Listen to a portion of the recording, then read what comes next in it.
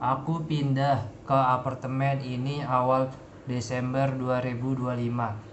Kerjaan baru di SCBD, butuh tempat dekat kantor. Apartemennya baru banget, katanya dibangun di atas lahan yang dulu ya tanah kosong aja sih menurut salesnya.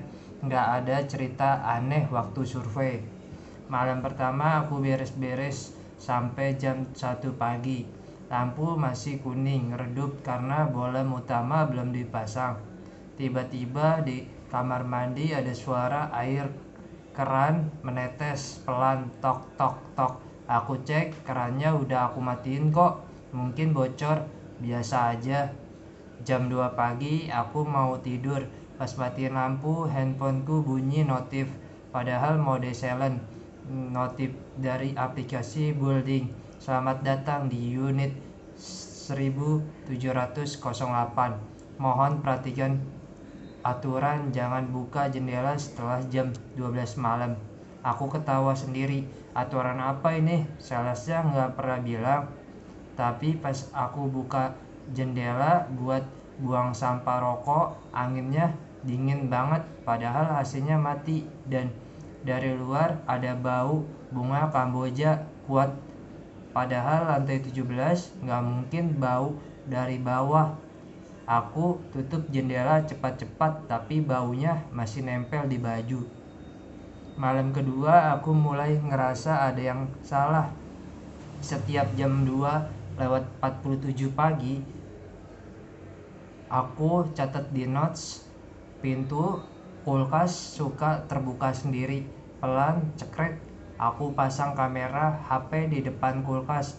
Besok paginya aku cek rekamannya.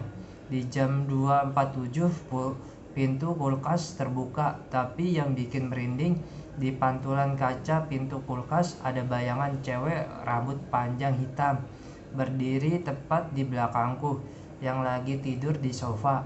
Rambutnya nutupin muka. Aku langsung hapus rekaman itu, takut sendiri.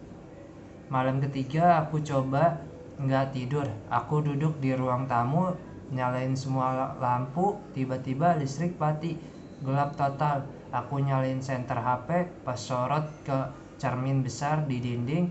Di cermin aku kelihatan sendiri, tapi ada satu lagi di belakangku. Cewek pakai baju putih lusuh, rambut panjang, tapi mukanya enggak ada, cuma hitam pekat. Dan pelan-pelan angkat tangan kayak mau pegang pundakku. Aku langsung lari ke kamar, kunci pintu, tapi dari luar ada ketukan pelan-pelan. Tok tok tok. Bukan ketukan biasa kayak orang minta masuk, tapi suara basah kayak orang habis nangis lama.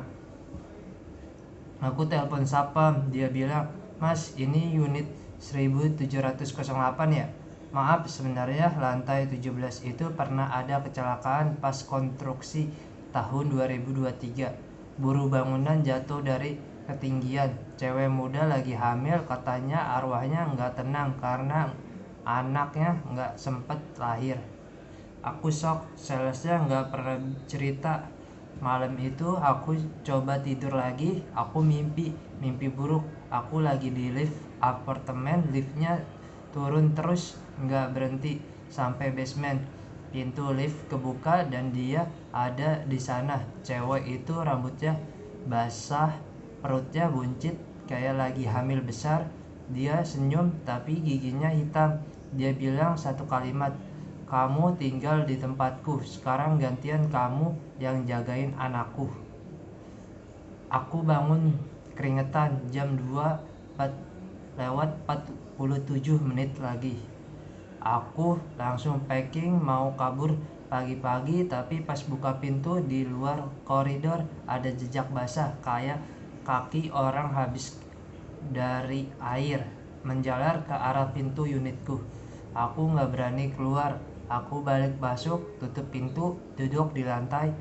Sampai sekarang aku masih di sini karena setiap kali aku mau pindah, liftnya nggak mau turun ke bawah, selalu stuck di lantai 17.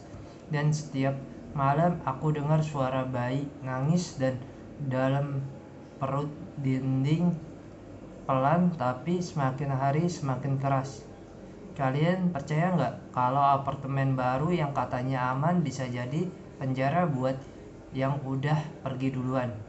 Kalau kalian pernah ngerasain yang mirip atau tahu cerita di unit 1708 di apartemen Jakarta Selatan tahun 2025, cerita di kolom komentar ya.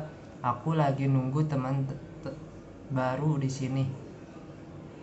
Jangan lupa like dan subscribe kalau kalian berani, karena siapa tahu malam ini dia datang ke tempat kalian. Terima kasih.